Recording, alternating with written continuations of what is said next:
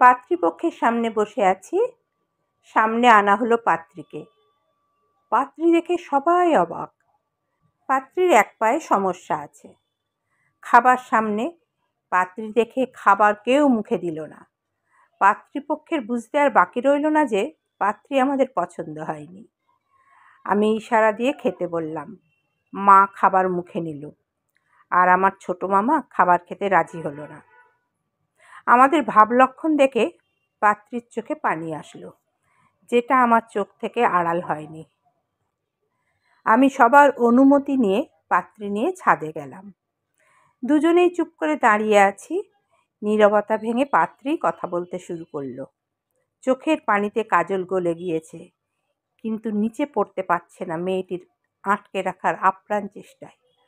কথা বলার আগে ঠোঁট 1000 বার কাঁপছে, গলাটাও কান্না চেপে রাখার জন্য কাঁপছে। আমি মেয়েটাকে পর্যবেক্ষণ করছি। দেখুন, আমি জানি এইবারেও আমি রিজেক্টেড হব। এই পর্যন্ত আমাকে 28 বার রিজেক্ট করা হয়েছে। কি কি রান্না পারেন আপনি? জি, বলছি আপনি কি কি আইটেম রান্না করতে পারেন? মানে আমি অনেকটা ভোজন রসিক মানুষ, তাই জিজ্ঞেস করছিলাম আর কি। রান্না করতে পারেন? মেয়েটা কিছুটা অবাক হয়ে বলল, জি আমি সব ধরনের রান্না পারি। ইভেন আজকে আপনাদের দেওয়া খাবারগুলো আমার নিজের হাতে বানানো। এবার আমি অবাক হলাম, এত সুন্দর করে খাবার বানিয়েছে। আমি তো ভেবেছিলাম সব অর্ডার করে আনা। বাহ! আচ্ছা, শাড়ি কি নিজে পরতে পারেন নাকি অন্যের সাহায্য লাগে? এইবার কিছুটা লজ্জা পেয়ে গেল। জি পারি, কিন্তু কুচি ঠিক করার জন্যে কারোর হেল্প দরকার হয়। Very good. আপনার নামটা তো আমার জানা হলো না। ছন্দা। বাহ, সুন্দর নাম। এখন চোখ মুছে নিচে চলুন, যেন কাজল মুছে না যায়, সাবধানে। এই বলে আমি নিচে চলে আসলাম। আসার আগে ছন্দার চোখের দিকে একবার তাকিয়ে বিস্ময় আর খুশি দেখতে পেলাম। আমি নিচে এসে বিয়ের জন্য হ্যাঁ বলে দিলাম। আমাদের পরিবার মামার কথাই চলে, কিন্তু আমি এবার মামার বিপক্ষে গেলাম। সমস্ত আনুষ্ঠানিকতার মধ্য দিয়ে আমাদের বিয়েটা সম্পন্ন হলো, কিন্তু বিয়ের দিন মামা আসেননি। বিয়ের দিন ছন্দা আমাকে জিজ্ঞাসা করলো, আচ্ছা আপনি আমাকে বিয়ে করলেন কেন? করুণা করেছেন? আমি ছন্দার দিকে তাকিয়ে একটু মুচকি হাসলাম। আচ্ছা, আমাকে এমন একটা মানুষ দেখাও যে সব দিক থেকে পারফেক্ট।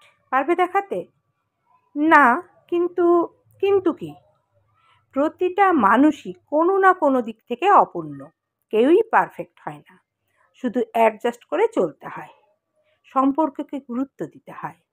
তাহলেই সবাইকে সুন্দর আর পারফেক্ট মনে হয়, আর ভালো থাকা যায়।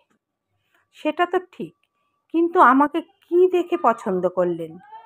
তোমার চোখ দেখে। তোমার চোখে আমি শ্রদ্ধাবোধ আর একটা চাপা কষ্ট দেখেছি। জানি না কেন তার মায়ায় পড়ে গেছি।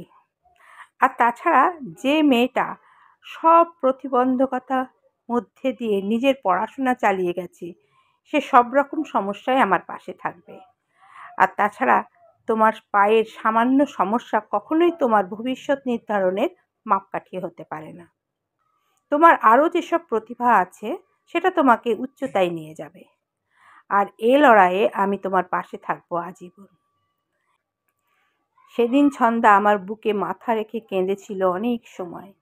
সে এখন কলেজের শিক্ষিকা, তার অনেক সম্মান। আজ আমাদের প্রথম বাচ্চা পৃথিবীতে এসেছে। আমার প্রিয়তমা আমাকে অনেক ভালোবাসে। আমার প্রতি তার ভালোবাসা, শ্রদ্ধাবোধ আর সম্মান দেখে আমি বারবার অভিভূত হই। একজন আদর্শ স্ত্রীর এতগুলো গুণ কখনোই একটা সমস্যার কাছে ঠুনকো হতে পারে না। সমস্যা তো আমাদের দৃষ্টিভঙ্গিতে। সমাজে কিছু মামা, খালু, চাচার কারণে মাথা উঁচু করে কিছু করা যায় না। তারা বাধা দিবেই। তাদের এই বাধাকে ইগনোর করে সামনের দিকে এগিয়ে যেতে হবে। মানুষকে মানুষের মতো সম্মান করতে হবে।